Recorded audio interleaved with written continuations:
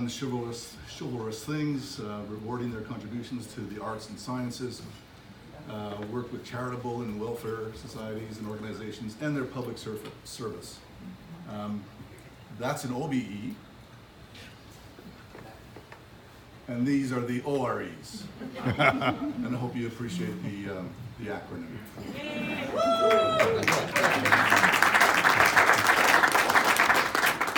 So again, this was an idea that was pitched to the East Kootenay board. Feels like it was only a couple of days ago, but it was probably over a week. And so you're going to see a bunch of slides here that I have to admit I rushed to put together. So if there's typos or errors, feel free to tell me. I won't care. If you want to interact, this is a totally informal. You know, if anybody has stuff to say or applaud, whenever you want, do it whenever you like, when the moment grabs you. So a few people have helped, and they know who they are, and thank you very much for doing that. With the EKCM board, all by email, we basically came up with a bunch of nominations for people that we thought we should recognize. With a smaller group, we decided that number of people, which was I think over 10, that we really couldn't possibly do that. I knew I couldn't do that in a presentation, so it needed to be less than 10. We picked 5. Okay, so there's 5 people that we're going to talk about, and we reached out to every one of those people and asked them if they would be interested in being presented and profiled, and they all accepted happily. They all sent photos and some bios, right? And the resulting ORE awards that you're going to hear about tonight are from 5 individuals who have very wide-ranging, diverse life stories. This is all really charming, and I'm actually quite excited to present it and honored. Very different trajectories in their careers and their lives, but there's something that's very, very much in common, and we're going to try to highlight that about prospecting and geology in the East Kootenays. Okay. So OR stands for Oldtimer Recognition.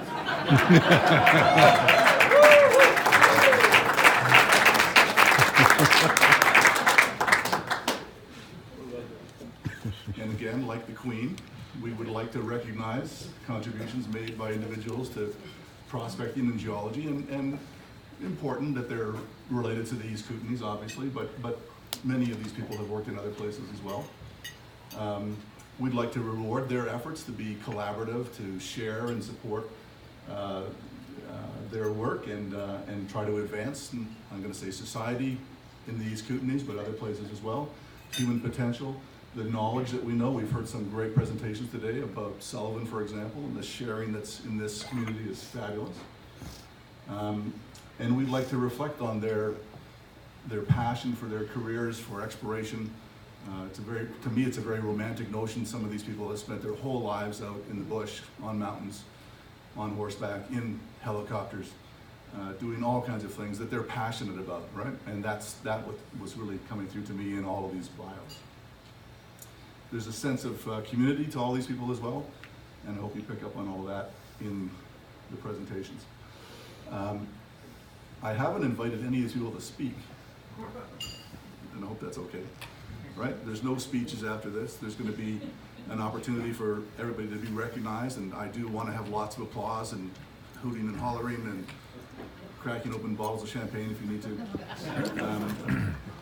And we'll move, though, from one nominee to another rather quickly so we can get out of here before midnight. And I think at the end, we'll invite the 5 people to come up and have a group picture and a little bit of a presentation, okay?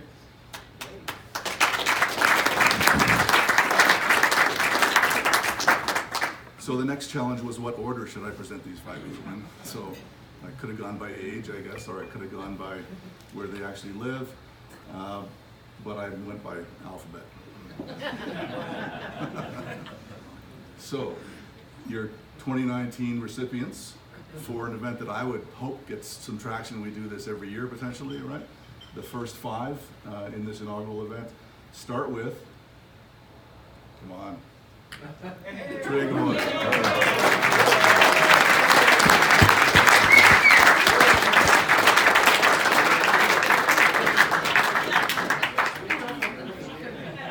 So Trig, amongst others, said to me, "Wait, I'm not an old timer."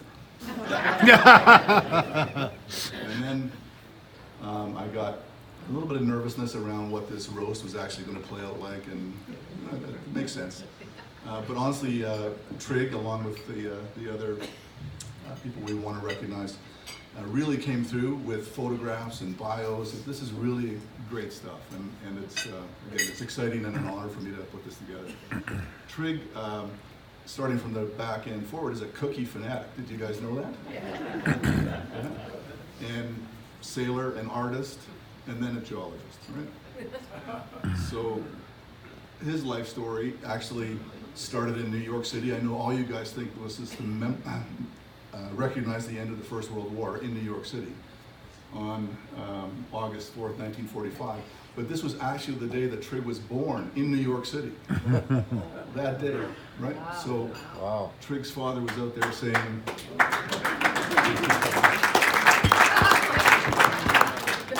and this is not Trig's father and mother.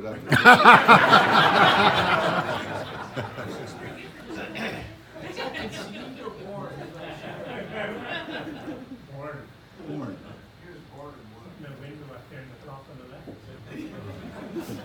So it's his parents, his dad Norwegian and was in the merchant navy. Met his mom in North Vancouver at a dance. They connected and hooked up, and he's got an older brother that was born in Vancouver. And I guess dad went back off to sea and couldn't meet up again with the family until New York City, right? So your mom and your brother went to New York City for where you were born. Amazing stuff. They shortly thereafter went back to Norway. This is the family islands in Norway, and looks idyllic and Norwegian. And he was hanging out with a whole bunch of cousins on this set of islands. Guess which one he is in this picture? Because I had to guess. The blonde Okay, he's not the blonde in the front. He's the guy on the left. All right. So they stayed there in this fabulous place until he was 8, and then they decided to move back to Canada. And you can imagine if you're going to move from a fabulous place like this to Canada, you've got your choices, right, of all kinds of maybe equally awesome places. But they decided to go to Blubber Bay.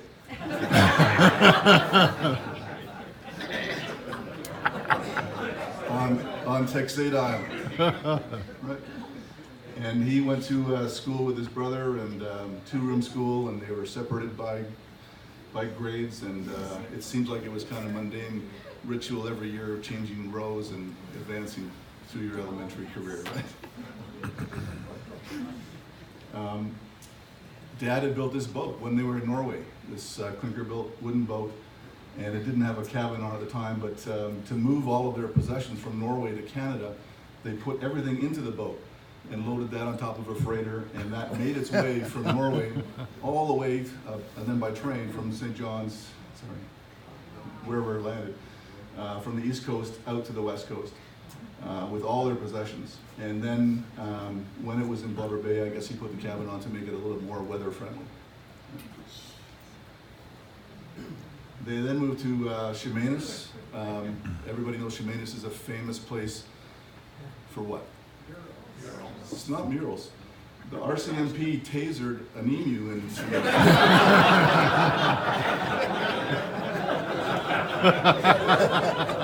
So, but they made their way there. But parents were building a house in Chemainus on a lot a little bit out of town, and they lived on that little boat, the Viking. 5 of them lived on that little boat. His older brother and Trig slept under canvas all year round on the back of that boat, and once a week got to go to the Green Lantern Hotel for a shower. And he sticks to that to this day.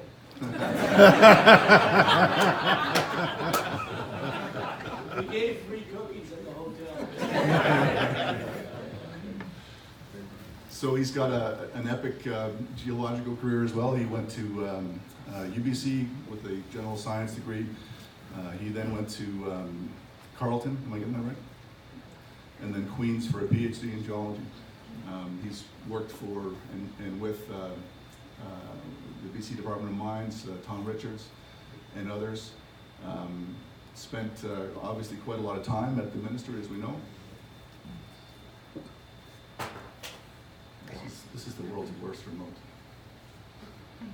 And a lot of paths seem to cross in Riendell, right?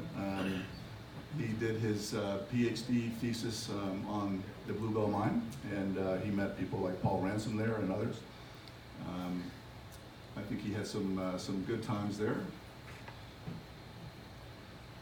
And again, 27 years at the Geological Survey branch, and entirely loved it, has no regrets about having spent all of his time there. And he always seems to be front and center in all these pictures. I don't know how that happens, but he is. In 2002, around the end of his time with the ministry, he won an award for the best provincial geologist amongst all the provinces in Canada, and that was his award.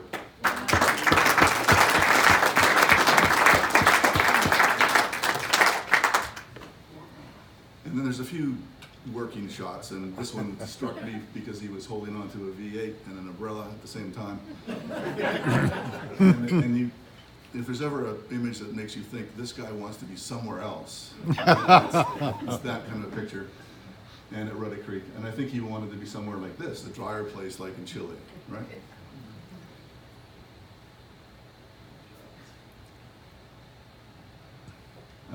His wife Lorraine, they met in Duncan when he was in grade 13.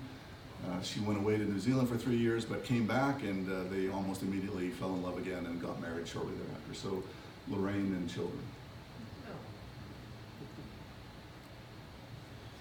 Again, he loves sailing, but what Viking doesn't love the sea and the ocean, especially if your dad's in the Merchant Navy.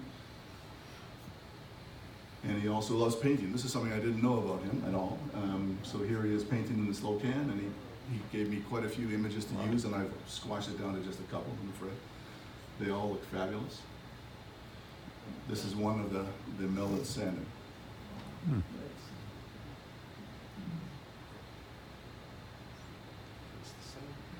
So, hanging on the cookies, so they have a fabulous property on Vancouver Island.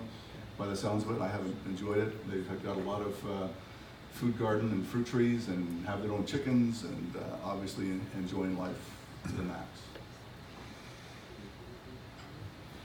And I've often wondered, when I've talked to Craig on the phone about hurrying up to finish a report or something else for me, what he's actually looking at and doing, and now I know. This is the view of the backyard. So, ladies and gentlemen, Trey Coy.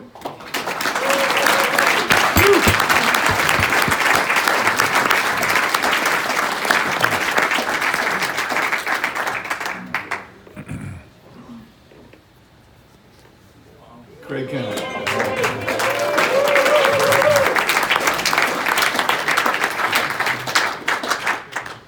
I'm going to go in reverse order again. I'm going to say teacher first, mentor, terrific sharer of knowledge and information, and prospector, right? And you guys all know him well.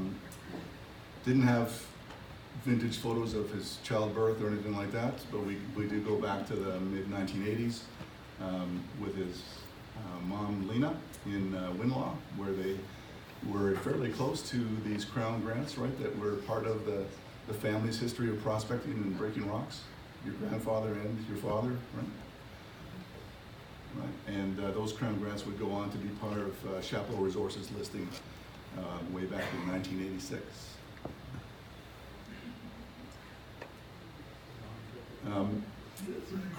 Craig, out of all of the recipients here, has made a huge point about his influences and the people that supported him. And it's pretty clear in Craig there's a guy that's absorbed and learned a lot along the way, and he's valued that, and he's determined to also make sure that other people learn what he's learned as well. It's a pretty fabulous story. The Morgan brothers, I think one of the great sayings that I got out of Craig's notes was that these two brothers would always follow up on the ground that Kaminko dropped, because while Kaminko was terribly smart and bright, they were really bad at finding things. So that's what they would do. And then there's a cool picture of Frank Fairclaw prospecting with dowsing rods, witching them.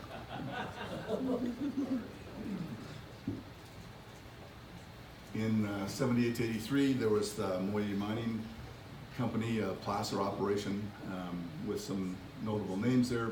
Jack Pratt, Doug Martin, George Weber, Mark Best, and Craig, of course. These guys look like they're ready to go placer mining, eh? Doug and Mark are the ones that went on to form Chaplow. And Craig remained their arm's length prospector. We all know why it's important to be arm's length in a public company. Right? And looking the part, right? I mean, have you ever seen anybody look more like prospector? In this lower Midway mine at it. Yeah, I'm still not really clear what nearly finished actually means, because it looks like you have a hell of a long way to go. The Kennedy family are icons, right, of the Kootenays and prospecting, and I know all of you know them well. And what a legacy, 4 generations of prospectors in the country. So,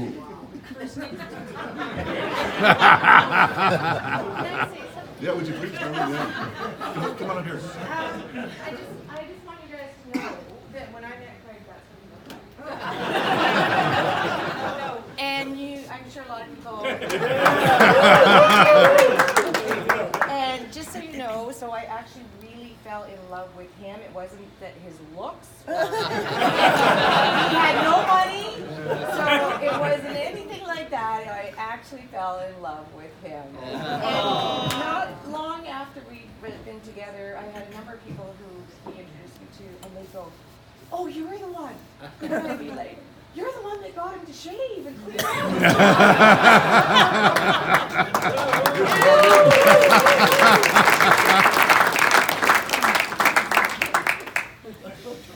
Clearly, Craig knew exactly what to do. He still does today. So there's a couple of keen prospectors, right? I mean, those guys look happier than pigs in shit, right?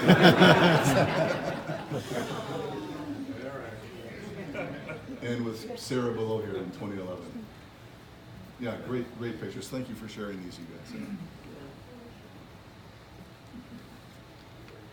So that, going back to Craig's, recognition and observation of all the people that supported him in his career, George Weber was obviously important to you, and somebody that you were close to, especially near the end of his life. But I love this part that he was, one of the key guys at Kimiko that would tell you your ideas were bullshit, right? That's important to have. And another one identified was Dave Piggin, and Dave's here, so it's, I think that's an obvious one. I think we all would have guessed that Dave would have been a great contributor to and worker with Craig. But I do love the anecdote here, which is Dave is one of the reasons the Kennedys are able to do what they do. We all love Dave, his skill sets, his ability to teach, his positive approach, and yes, his philosophy. Dave is Dave.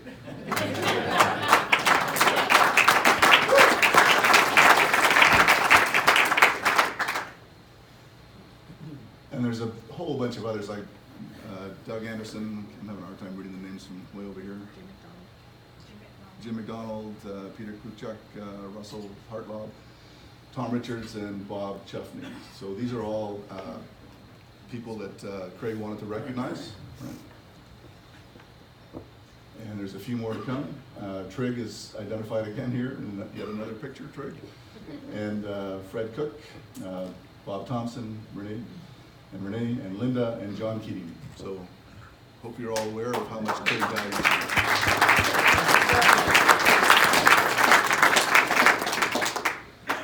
And he has been on the cover of the Rolling Stone. And again, this is what really came home to me, was the giving back part of it, right? So Craig's been involved, and I know wants to do more of this, training, teaching young people who might want to come into this industry, right? So kudos to you, Craig, for helping to look after it.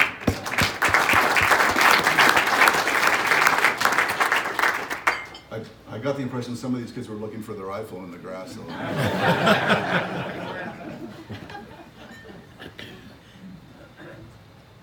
And how time flies. flies. So there's Sean, Craig, Mike, and Tom.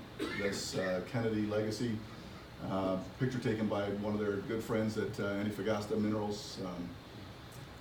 They've developed a good friendship there. It seems to me that the Kennedys have developed great friendships all the way throughout this community. So congratulations.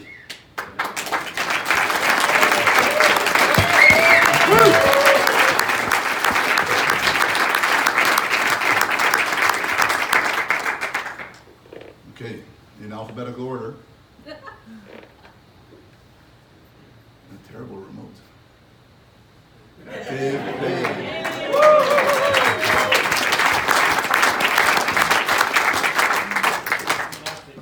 And again, I'll do it in reverse. Mentor, prospector, geologist, right? A very well-known guy. But maybe there's some details you're going to find out tonight that I didn't know about, and maybe some of this is new, but the very first sentence out of Dave's bio, 1958, he graduated, and the only thing he was thinking about was pickup trucks, horses, hunting, booze, and girls. In that order? Right away I knew we had a lot in common, but I wasn't sure about the order either. So I found a 1958 picture of Cranbrook. There's down the main road. That's pretty cool. And Dave, I managed to find a horse and booze, and probably in the upper left is a pickup truck and a girl.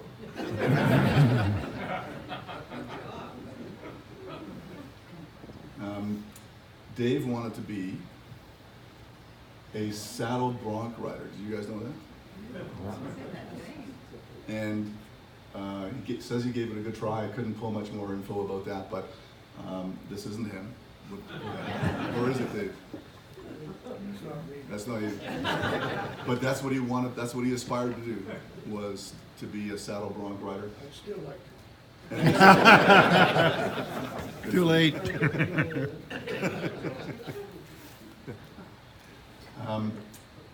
One of Dave's first jobs out of high school was involved in delivery of produce, I guess, and other things to restaurants between Cranbrook and Kimberley. And I love this anecdote. This is where Dave learned he wasn't good with people. So public relations, not in his skill set, and he learned that lesson really quite early. It's remarkable. So he then found a job where he didn't really have to deal with too many people in the bush, right, Dave? So he joined the Forestry Service, cutting out all roads, horse trails, building bridges, doing all that bush stuff. That people in the Forestry Service have to do. He went felling trees in the winter months and made some good money there.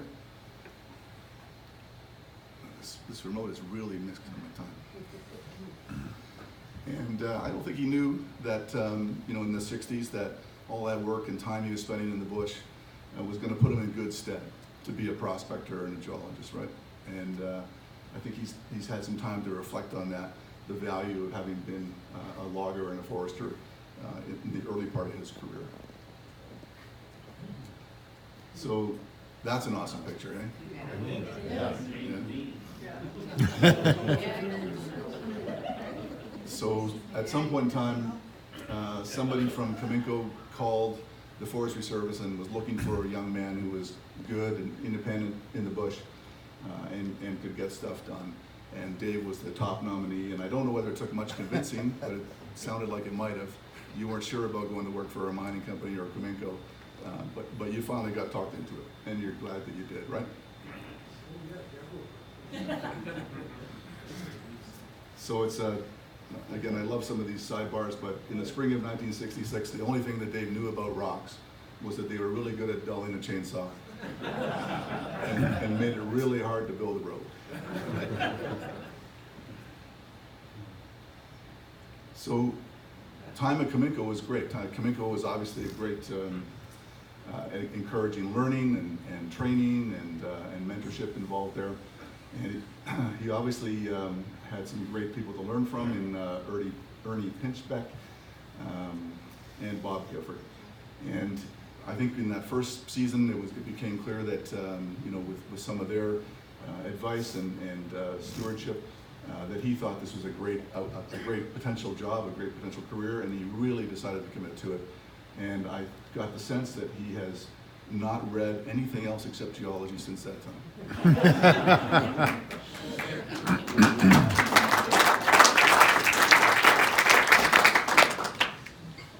You can chime in, Dave, if I'm saying it incorrectly. I mean, I'm assuming that's all. Totally true.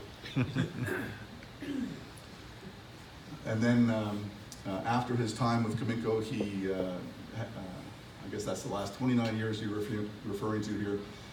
He's been a consulting geologist. He's worked for lots and lots of different companies. We've heard about the relationship with PJX today from John, and it sounds like this has been the most rewarding and fulfilling part of your career is being involved with these junior companies and the ability to do things in a more free form, Dave Piggin style, right? Less politics. Less politics. So sorry that I'm going to put up a political slide. This came from MABC, but Dave's got a great sentiment here, and Tom, you should hear this, right?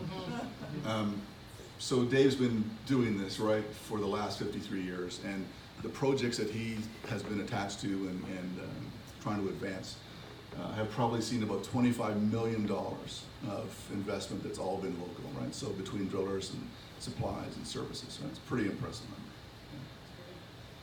Right? And I think that sentiment, and going to the upper paragraph here, is that this is his saying, "Blessed is the community that has an active group of prospectors and exploration geologists, for they shall be wealthy." Right?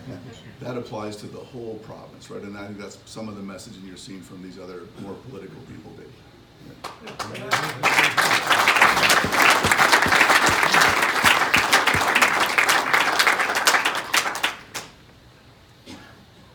So, that's not Dave.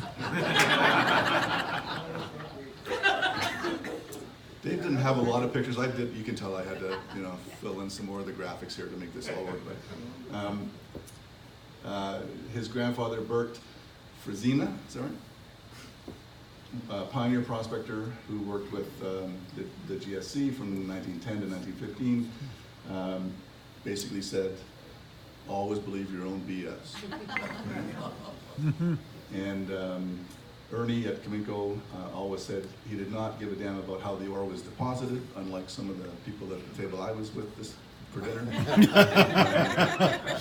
But just that there's a mountain of it, right?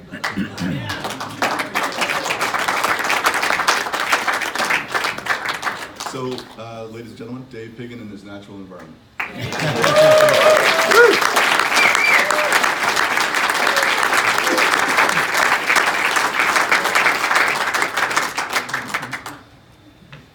An hour and a half in. Okay, alphabetically, Paul Ransom.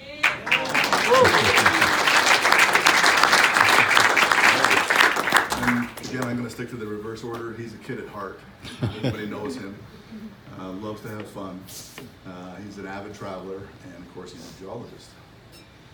And I did get photos that went way back in time for Paul, and this was quite exciting. But his dad was with the Air Force, based near Drummondville in Quebec, and some of the family still lives in Montreal. Look at him analyzing the geology and the structures with his dad at a quarry. I mean, come on.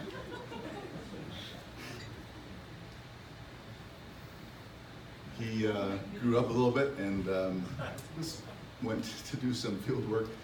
I guess you'd already had done some of your education by this time. Or you just went to this job, yeah? So he's looking really tough in this Ngaba camp with his axe and his foot on a dead bear. But he did admit to me that he didn't dispatch this bear. It was this psychotic-looking cook.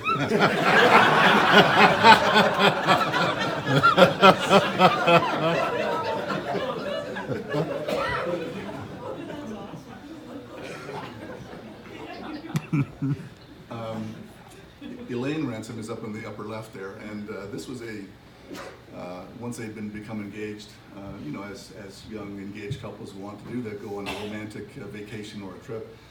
So they went to the East Coast, and this panorama isn't really doing it justice. There's that one picture of Elaine for scale in this picture. And then there's rock hammers and measuring tapes and pictures of rocks. Very romantic. And she's still with me. Go figure. So Paul has Cominco years too, as you all know, 1966 to roughly 2000 when the Sullivan mine closed. Started off in Cape Breton, moved to the Con mine in Yellowknife, worked at Bluebell and then Sullivan. Ran a bunch of fly camps. That's the picture we see here from Bluebell, I guess, or Rihanna. Yeah. And again, lots of overlap here with Trigg, who was also doing his thesis on the Bluebell in that area and mapping some of the geology as well.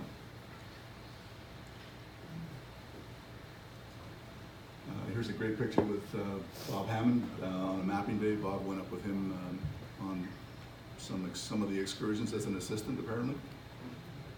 So beautiful scenery. And their time in Yellowknife. Elaine actually is the keen gardener, and this is a classical geologist garden, if there ever was.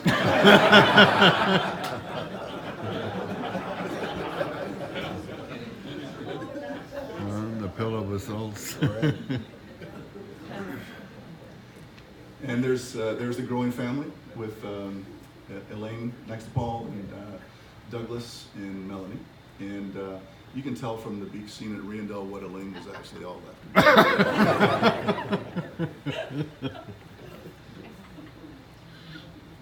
That's a famous beach, right, Paul? I'll see. And fishing was good at Riandel. I think this is a friend.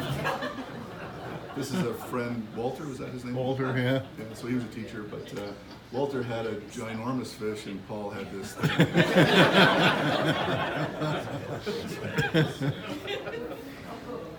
Yeah, but I caught the big one. Okay. Sure. So at Con, they moved to Kimberley and had their first place in Chapman Camp. Kimberley's a place I'm very fond of, so I love seeing all these historical pictures of parades and stuff like that. This was July Fest, I think, in Kimberley. One thing notable about Paul, and as an engineer, I'm speaking with a little bit of authority. I don't understand why he always had flat roofed houses. Right? Because he's living in a place where every other roof is pitched like this, right? Because of the snow. And he has this flat house, and he built another flat roof house. I grew up in Montreal. All the roofs are flat. Here he is with Trigg. I think this is at Sullivan, Sullivan in the 80s. 1980s.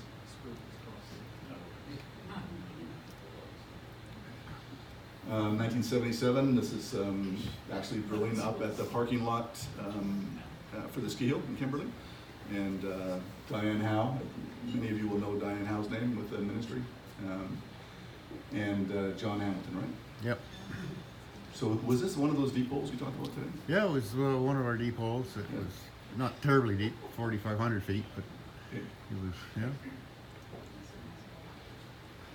For a time, Paul and family were seconded to Mount Isa, so they went to Australia and did a lot of touring around and got to understand what Australians did and looked like. So I was a bit cheeky because I'm not all that happy with Australians, but I called that the modern day mines at St. Cuthbert. And but they went to see lots of sites. There's pictures of Paul on top of Ayers Rock, which nobody can go to anymore, and somehow he found this very large penguin statue, I guess in Tasmania. Tasmania. Yeah.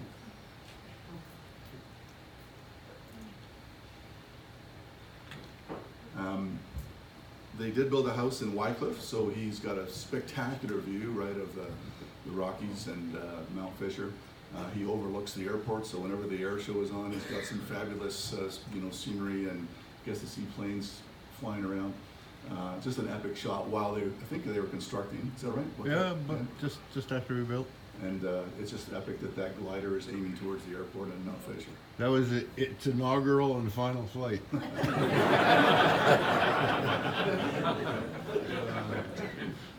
And selfless promotion here, but here's the original Sullivan Deeps team that, as Paul mentioned earlier, casually mentioned earlier, we blew $1.5 million on our first drill hole and didn't have enough, so we drilled 3 more at another $1 million each. But this was our excitement when we got into banded sulfides, and we really thought we were onto something at Sullivan Deeps. None of us really rationalized the fact that this was at almost 3,000 meters depth, but that's a whole other matter. But again, some of the deepest holes, right? Deepest diamond drill holes in Western Canada. Western Canada. So, just for reference, John Merck was on the left talking to his broker.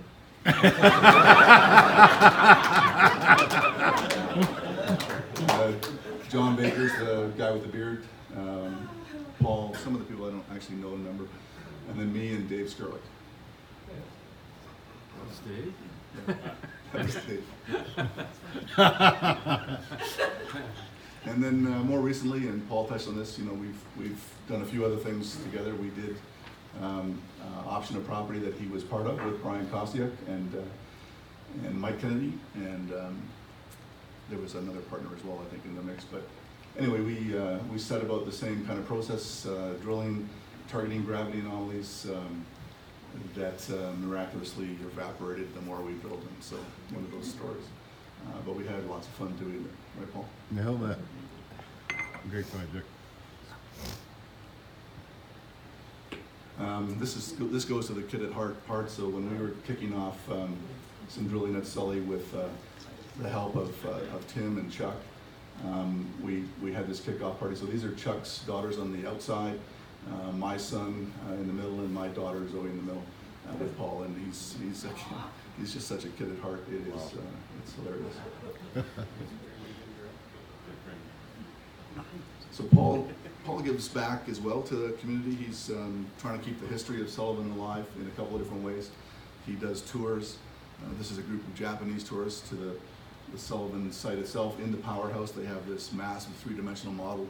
If you haven't seen it yet, you should arrange with Paul to go take a look at it. It's quite spectacular. And he does that regularly. He also was instrumental in this Sullivan Core Shack, which is housed at the Kimberley Underground Mining Railway offices, I guess. Is that in the basement, Paul? Yeah, the basement of the station. Right, so he's just trying to keep it all alive. He entertained the provincial chief geologist in the summer of this year as well, doing a tour of Sullivan and again some of the history. I probably have overplayed this. My daughter Zoe on the right, his grandson Calvin on the left. They were both born in 2003-ish, and it was the same time we were drilling these deep holes, and we intersected some markers. You guys saw the story about markers, right? These are remarkable things in the certificate here.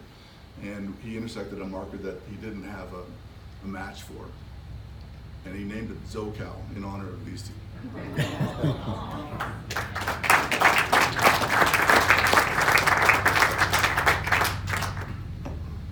So, Paul Ranson.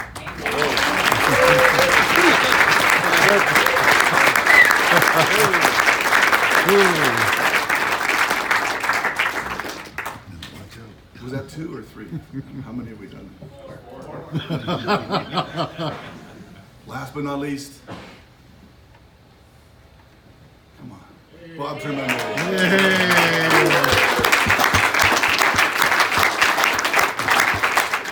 So I'm going to go in reverse order. CEO, you guys maybe don't know all of the trajectory here. Promoter, geologist. Should be promoter with a capital P, okay? Everybody needs to know that. Capital P promoter. 1933, he was a skier in Manitoba when he was 3 years old. After his first year of engineering, which he didn't really like or care for at the University of Manitoba, he went to work for Kaiser Aluminum in Spokane. And while he was there working, he got drafted into the U.S. Army. Are they on backwards?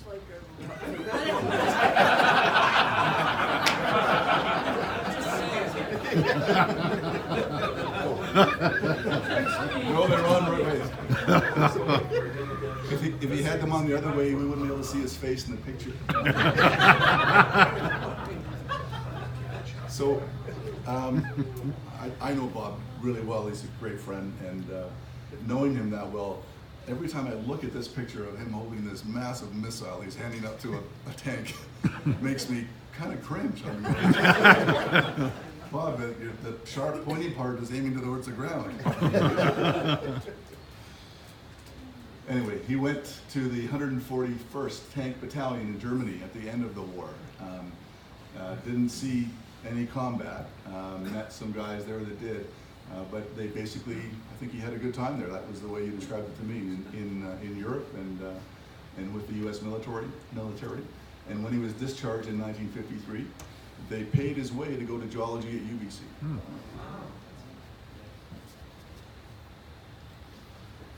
And so after graduation, he moved on to jobs with initially Chevron, California Standard, all kind of in our neighborhood. So here's pictures with at Cloven near Jasper. All right, so there's some great stuff on the internet if you guys ever search or Google these names.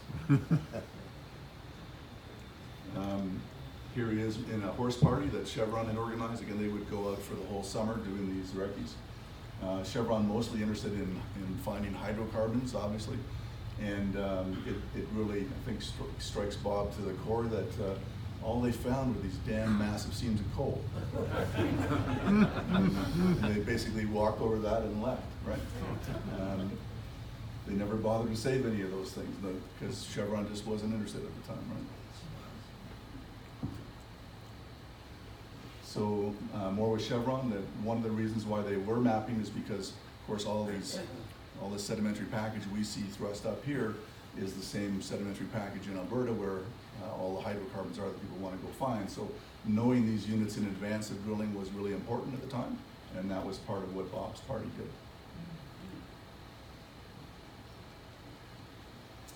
did. In '69, he became the mineral exploration manager for a company called Great Plains.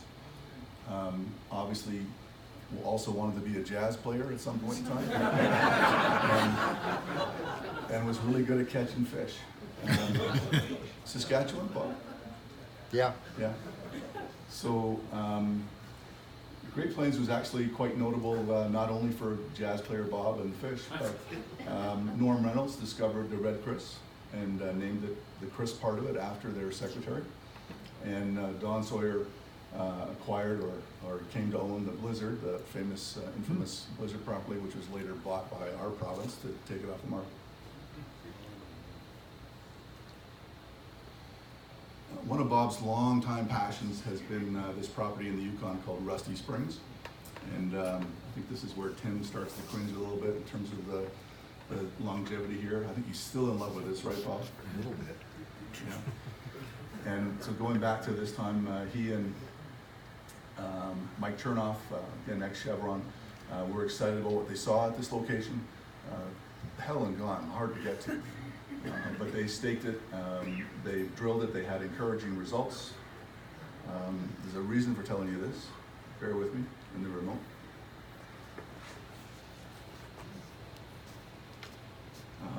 At some point in time, they met with important people like Pierre Trudeau. This is Bob with Paul White talking, I think, about some of the results they had up in Rusty Springs. In 78, 79, Rio Alto decided to focus on oil and gas, though, so Bob resigned that. And I just want to show you that he is an equal opportunity political guy.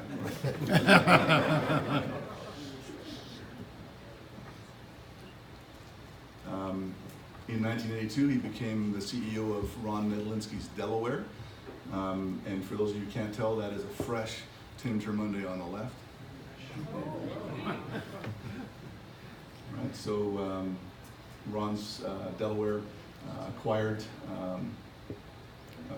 the Snip property discovered by Ted Marrero, who's here, and optioned it or re-optioned it back to Cominco. It was drilled and ultimately became the high-grade mine that we know it is now. And back to Eagle Plains and Rusty Springs. This was, again, something that Bob just doesn't seem to have been able to let go of, even though he's, looking like he's a bit tired of it there. it really is hard to get to, and the way there is to drive a long way up the Dempster Highway to a crappy place called Eagle Plains, frankly. Right? And then fly. So it's really tough. But work kind of got upset and suspended because of the Yukon government and the Old Crow Band actually making it very difficult by placing a park very close to these claims.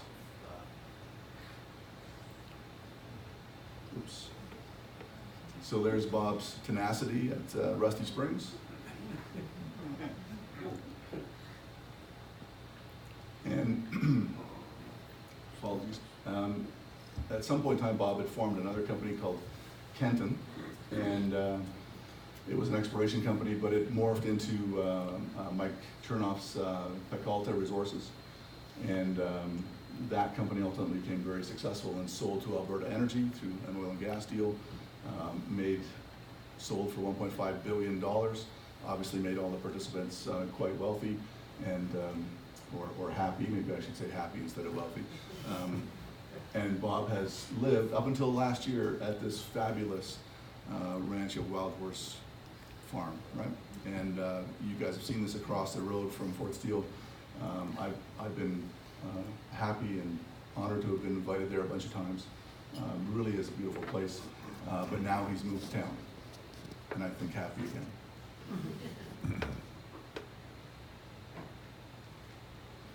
So one of the reasons we're talking about Eagle Plains and Rusty Springs a lot is because one of the legacy results of that, and I'll say the fathering of that, is Eagle Plains itself. So you're all well aware of Tim and Chuck and all the players at Eagle Plains. There's been other companies as well involved in their offices. TerraLogic is a consulting group that works out of that office as well. I'm not sure why they are holding rifles here. Who they're really mad at, but it's a fabulous group of clearly younger people, all involved in our trade, and a really exciting group, and very happy to call them friends. 25 years, Tim. Time flies.